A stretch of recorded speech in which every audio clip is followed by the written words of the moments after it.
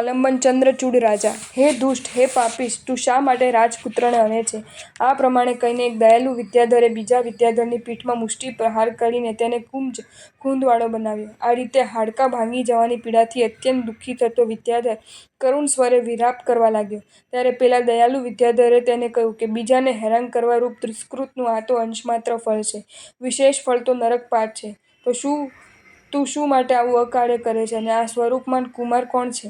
પેલો દુઃખી વિદ્યાધર બોલ્યો, આ કલાકેલી નગરના રાજા લક્ષ્મીધર અને લક્ષ્મીવતી રાણીનો પુત્ર ચંદ્રચૂડ કુમાર છે. તે મારો પૂર્વ ભવનો વૈરી છે, તેથી તેનો બદલો લેવો મેં અકાળે કર્યું છે. પણ અમારા બંનેના સદભાગ્યે આપ અહીં પધાર્યા અને જીવિત દાન આપ્યું, અને મને પણ પાપ કાર્યથી અટકાવીને મોટો ઉપકાર કર્યો છે. હવે હું આના પ્રત્યેના દ્વેષભાવ ત્યજી દઉં છું, તો આપ પણ કરુણા લાવીને મને પીડામુક્ત કરો. તેના આવા પશ્ચાતાપ અને વિનયવાળા વચનથી સંતોષ પામી દયાળુ વિદ્યાધરે તેને સાજો કર્યો. પીડામુક્ત થયેલા વિદ્યાધર કુમારને વિદ્યાઓ આપીને મિત્રતા કરી. પછી બંને વિદ્યાધરો કુમારને લઈ તેના નગર તરફ ચાલ્યા.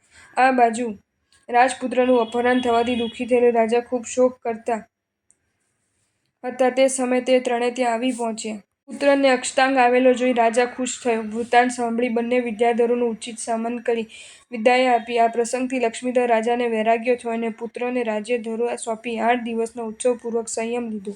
ગુરુ ભગવાન સાથે વિચરતા લક્ષ્મીધર રાજર્ષિ એક વખત શત્રુંજયગીરીએ પધાર્યા. ચંદ્રચૂડ રાજાને સમાચાર મળતા તે પણ સંઘ સહિત ત્યાં આવ્યો. તે વખતે લક્ષ્મીધર રાજર્ષિને શુક્લ ધ્યાનથી આવતા કેવળ જ્ઞાન ઉત્પન્ન થયું.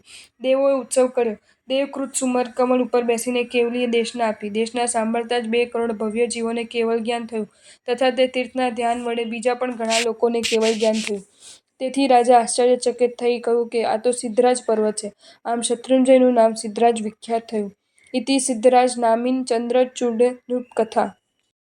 જો તમને આ વિડીયો ગમ્યો હોય તો આ વિડીયોને લાઈક કરો અને શેર કરો, અને આવા જ નવા વિડીયો જોવા માટે જૈન ફેક્ટ્સ એન્ડ સ્ટોરીઝની ચેનલને સબસ્ક્રાઈબ કરો.